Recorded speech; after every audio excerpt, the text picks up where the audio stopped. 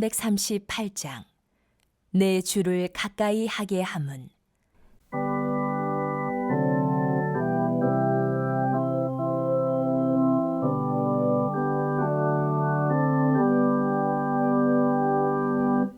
내 주를 가까이 하게 함은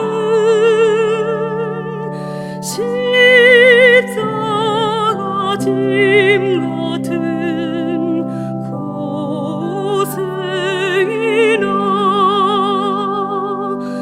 내 일생 소원은 늘 찬송하면서 주께 더 나아가기 원합니다.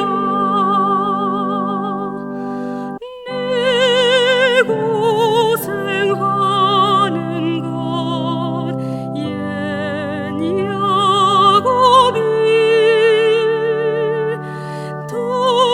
돌비기 베고 잠 갔습니다. 꿈에도 소원이 늘 찬송하면서 주께 더 나아가기 원합니다. 천성에 가는 길 험하여도 생명길 되나니 은혜로다. 찬송을 부르니 늘 찬송하면서 주께 더 나아가기 원합니다.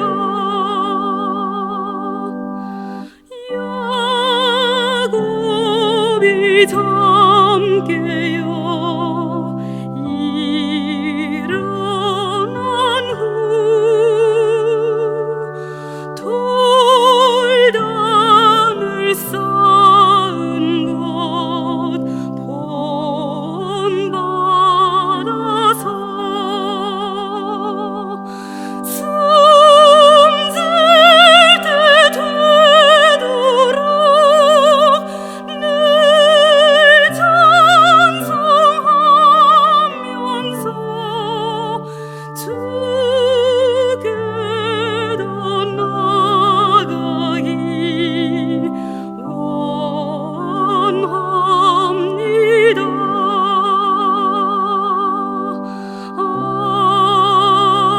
아멘.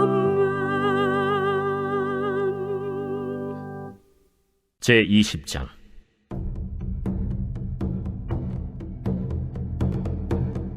마침 거기에 불량배 하나가 있으니 그의 이름은 세바인데 베냐민 사람 비그리의 아들이었더라. 그가 나팔을 불며 이르되 우리는 다윗과 나눌 분깃이 없으며 이새의 아들에게서 받을 유산이 우리에게 없도다. 이스라엘아, 각각 장막으로 돌아가라. 이에 온 이스라엘 사람들이 다윗 따르기를 그치고 올라가 비그리의 아들 세바를 따르나 유다 사람들은 그들의 왕과 합하여 요단에서 예루살렘까지 따르니라. 다윗이 예루살렘 본궁에 이르러 전에 머물러 왕궁을 지키게 한 후궁 10명을 잡아 별실에 가두고 먹을 것만 주고 그들에게 관계하지 아니하니 그들이 죽는 날까지 갇혀서 생과부로 지내니라. 왕이 아마사에게 이르되 너는 나를 위하여 3일 내로 유다 사람을 큰 소리로 불러 모으고 너도 여기 있으라. 아마사가 유다 사람을 모으러 가더니 왕이 정한 기일에 지체된지라. 다윗이 이에 아비새에게 이르되 이제 비그리의 아들 세바가 압살롬보다 우리를 더 헤아리니 너는 내 주의 부하들을 데리고 그의 뒤를 쫓아가라. 그가 견고한 성읍에 들어가 우리들을 피할까 염려하노라. 요압을 따르는 자들과 그렛 사람들과 블렛 사람들과 모든 용사들이 다 아비새를 따라 비그리의 아들 세바를 뒤쫓으려고 예루살렘에서 나와 기브온 큰 바위 곁에 이름에 아마사가 맞으러 오니, 그때 요압이 군복을 입고 띠를 띠고 칼집에 꽂은 칼을 허리에 맸는데 그가 나아갈 때 칼이 빠져 떨어졌더라. 요압이 아마사에게 이르되 내 영은 평안하냐? 하며 오른손으로 아마사의 수염을 잡고 그와 입을 맞추려는 체함에 아마사가 요압의 손에 있는 칼은 주의하지 아니한지라. 요압이 칼로 그의 배를 찌르매 그의 창자가 땅에 쏟아지니 그를 다시 치지 아니하여도 죽으니라. 요압과 그의 동생 아비새가 비그리의 아들 세바를 뒤쫓을세. 요압의 청년 중 하나가 아마사 곁에 서서 이르되 요압을 좋아하는 자가 누구이며 요압을 따라 다윗을 위하는 자는 누구냐? 아마사가 길 가운데 피 속에 놓여 있는지라. 그 청년이 모든 백성이 서 있는 것을 보고 아마사를 큰 길에서부터 밭으로 옮겼으나 거기에 이르는 자도 다 멈추어 서는 것을 보고 옷을 그 위에 덮으니라. 아마사를 큰 길에서 옮겨가매 사람들이 다 요압을 따라 비그리의 아들 세바를 뒤쫓아가니라.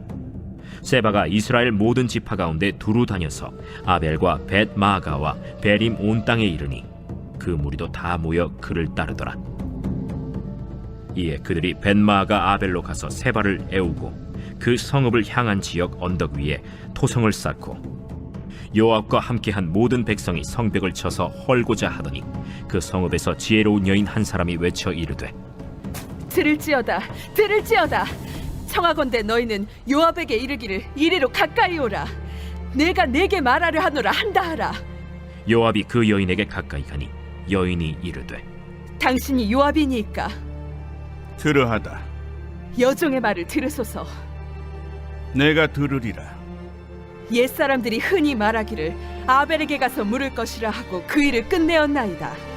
나는 이스라엘의 화평하고 충성된 자 중 하나이거늘 당신이 이스라엘 가운데 어머니 같은 성을 멸하고자 하시는도다.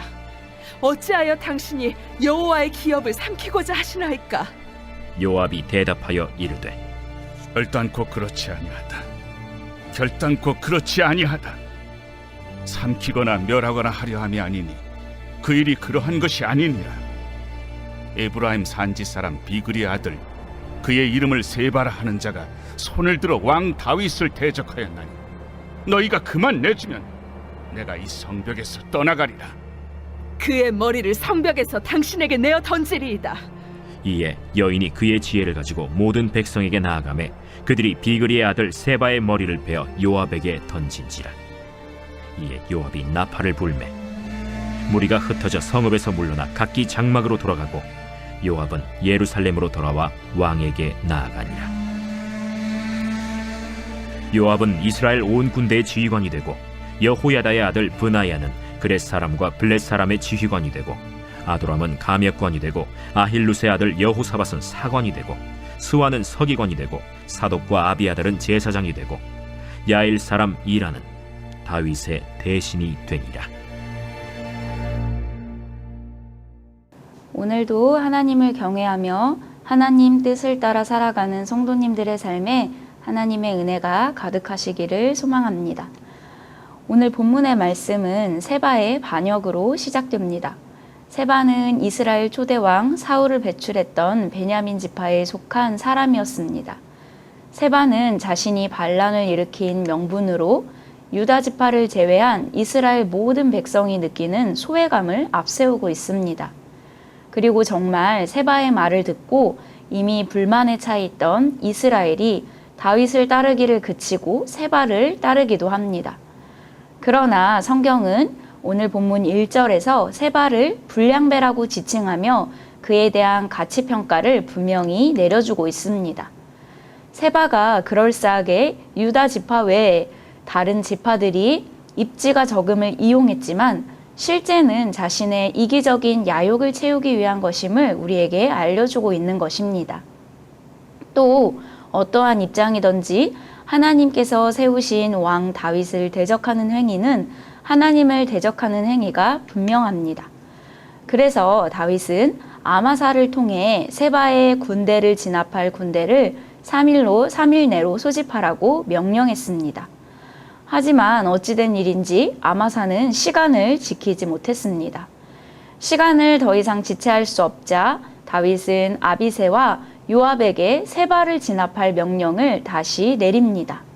그리고 중간에 요압은 아마사를 기브온에서 만나게 되고 요압은 아마사를 그 자리에서 살인합니다. 아마도 요압은 아마사가 자신의 입지를 빼앗아갔다고 여겼기 때문이지 않을까 싶습니다. 성경에서 요압은 자신의 정치적인 목적을 이루기 위해서는 수단과 방법을 가리지 않는 면모를 가지고 있기 때문입니다.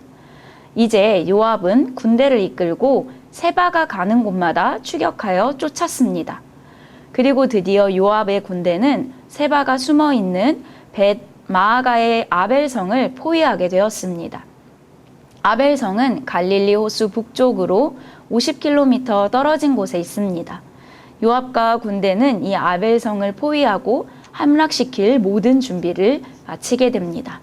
그리고 아벨성을 함락시키려는 그 순간 한 여인이 급박하게 외쳐 성벽을 치려는 것을 막아섭니다. 16절의 말씀입니다. 그 성읍에서 지혜로운 여인 한 사람이 외쳐 이르되 들을지어다 들을지어다 청하건대 너희는 요압에게 이르기를 이리로 가까이 오라 내가 내게 말하려 하노라 한다 하라. 성경은 이 여인의 이름조차 알려주고 있지 않지만 이 지혜로운 여인으로 이 여인의 정체성을 드러내고 있습니다. 지혜로운 여인은 아벨성의 역사와 전통을 논하며 요압을 설득하였습니다. 옛말에 흔히 아벨에게 가서 물을 것이라는 말이 있고 또 그렇게 해서 무슨 일이든지 해결했던 곳이 바로 이 아벨성이었습니다. 아벨성에는 성경의 정통한 율법 학자들이 많이 모여 살았습니다.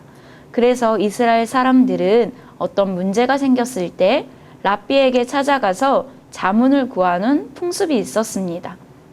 인생의 문제 해결을 랍비를 통해 말씀에서 찾았던 것입니다. 이것은 그들의 신앙의 긍지였고 신앙의 유산이었습니다. 사랑하는 성도님들은 인생의 문제 앞에 가장 먼저 무엇을 찾습니까?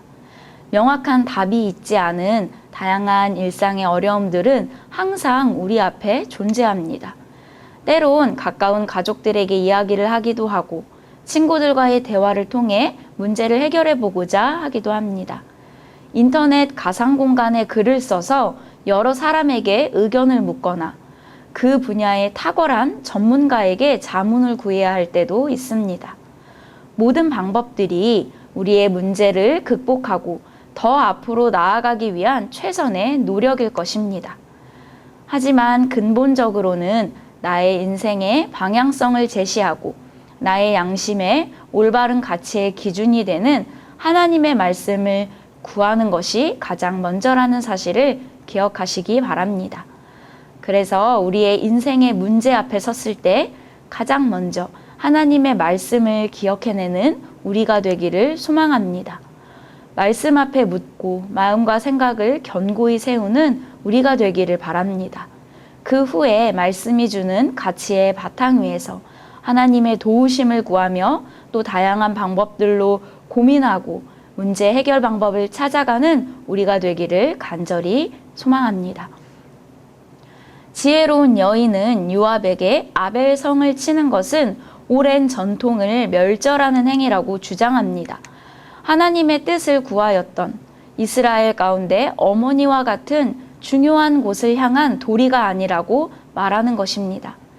또 아벨성에는 자신을 포함하여 정치적인 목적과 관계없이 화평하고 충성되게 살고자 하는 사람들이 많은데 무고한 이들을 치는 것은 옳지 않다고 단호하게 요압을 깨우칩니다. 그러면서 요압에게 지금 여호와의 기업을 삼키고자 하는 것이냐고 되묻습니다. 지혜로운 여인의 이 주장은 매우 상식적이고 또 역사적 통찰력을 가지고 있습니다. 뿐만 아니라 분명한 신학적인 근거로 말하고 있는 모습입니다. 여호와의 유산은 그 누구도 설령 왕이라고 할지라도 하나님의 뜻 없이 멸절시킬 수 없는 것입니다. 신명기 20장 10절에서 12절에는 이렇게 기록하고 있습니다. 내가 어떤 성읍으로 나아가서 치료할 때에는 그 성읍에 먼저 화평을 선언하라. 그 성읍이 만일 화평하기로 회답하고 너를 향하여 성문을 열거든 그 모든 주민에게 내게 조공을 바치고 너를 섬기게 할 것이요. 만일 너와 화평하기를 거부하고 너를 대적하여 싸우려 하거든 너는 그 성읍을 에워싸 것이며. 이방인의 성읍에게도 이러한 율법이 적용되는데 이스라엘의 성읍을 향한 요압의 태도는 얼마나 강압적이고 하나님 앞에서도 바르지 못한 모습입니까? 요압은 지혜로운 여인의 말을 통하여 자신이 책망받을 거리가 있는 섣부른 태도를 가지고 있음을 깨닫습니다. 그리고 여인에게 변명하기 시작합니다. 20절의 말씀을 보면 요압은 결단코 그렇지 아니하다라는 말을 2번이나 반복하며 정당하지 않았던 자신의 행동에 대해 변명하고 있습니다. 요압은 아벨성을 공격하려던 것이 아니라 왕 다윗을 대적한 세바라고 하는 반역자만 넘겨받는 것이 자신의 유일한 목적이었다고 말합니다. 지혜로운 여인은 이 순간을 놓치지 않고 요압에게 그를 잡아 그의 머리를 성벽에서 당신에게 던지겠다고 말합니다. 상황은 이렇게 정리되었습니다. 아벨성을 향한 가까운 지역 언덕 위에 토성까지 쌓아놓고서 성을 치려던 그 직전에 이 모든 상황이 종료된 것입니다. 지혜롭고 용감한 여인은 자신의 성읍에 큰 위기가 닥쳤을 때 민첩하고 빠른 판단을 가지고 앞으로 나아왔습니다. 불량배 세바와는 다르게 백성을 흩기 위해서가 아니라 백성들을 구하기 위한 목적이었습니다. 자신의 지혜를 뽐내기 위함이 아니었습니다. 또 게다가 자신이 무슨 일을 당하지 않도록 뒷받침해줄 강력한 군사들이 그녀에게 있었기 때문도 아니었습니다. 앞서 같은 편인 아마스조차 앞길에 방해가 된다고 여겨 무참히 살해한 요압의 이 불같은 심성을 볼 때 이 여인은 얼마든지 목숨도 위험한 상황이 될 수 있었을 것입니다. 이 여인의 입지가 어느 정도 있다고 할지라도 성읍에는 이름 모를 이 여인보다도 지위가 더 높고 또 어른으로 있을 그러한 남성들도 많았을 것입니다. 그러나 성읍의 위기가 찾아왔을 때 지혜로운 여인은 다른 누군가가 나서기를 기다리고 있는 것이 아니라 자신의 목숨을 걸고 앞서 나가 요압의 군대를 멈춰 세웁니다. 사랑하는 성도 여러분, 복음의 빚진 자 되어 살아가는 우리는 위기의 순간에 하나님의 구원에 앞장서 참여할 준비가 되어 있습니까? 요압을 설득하는 그녀의 말 속에는 하나님을 향한 신뢰가 있으며 하나님의 기업인 성읍을 향한 사랑이 있었습니다. 우리 역시 하나님의 말씀을 믿고 따르며 또 하나님께서 베푸신 이 땅과 이웃을 전심으로 사랑할 때 우리를 내어주는 희생이 가능하여질 것입니다. 나의 일터에서 나는 지혜로운 여인의 자리에 서 있는지 되묻습니다. 또 나의 가정과 이웃에게 나는 하나님의 구원을 선포할 지혜로운 여인으로 살아가고 있는지를 돌아보게 됩니다. 하기 싫은 일을 피해 꼭꼭 숨어버리고 손해보는 것이 싫어 도덕과 양심을 버리는 모습이 아니라 나를 내어주는 희생의 모습이 구원받은 우리 가운데 있게 되기를 간절히 바랍니다. 내가 받은 구원의 크고 놀라움을 기억하고 내가 누리는 감사의 제목들을 생각하며 우리도 누군가에게 앞장서서 은혜를 베푸는 삶이 되기를 바랍니다. 이 시간 나의 유익을 위해서가 아니라 하나님의 복음과 능력을 전할 지혜를 구하는 우리들이 되기를 간절히 소망합니다. 기도하겠습니다. 사랑하는 하나님 감사합니다. 우리에게 생명의 말씀을 주시고 말씀 가운데 인생의 해답을 찾으며 살아가게 하시니 감사합니다. 여전히 어리석고 욕심 많은 나의 모습이지만 매 순간 말씀으로 깨우쳐 나를 복종시키는 은혜를 우리에게 허락하여 주옵소서. 참 진리이시고 지혜이신 예수 그리스도를 따라 나와 가족과 이웃을 살게 하는 생명의 길을 따르게 하여 주옵소서. 삶의 모든 문제 앞에 서서 먼저 겸손히 하나님의 도우심을 구하게 하시고 모든 삶의 관계 속에서 다른 사람을 향한 배려와 사랑의 마음을 품는 그리스도인이 되게 하여 주옵소서. 주를 위해 내 목숨도 바치겠다고 고백하며 한평생 예수님을 따라 살겠다고 다짐하던 나의 기도가 그 순간의 감정이 아니라 성령의 능력으로 완성되어가는 삶의 열매가 되게 하여 주옵소서. 오늘도 나를 구원의 완성으로 이끌어 가실 살아계신 주 예수 그리스도의 이름으로 기도하옵나이다. 아멘.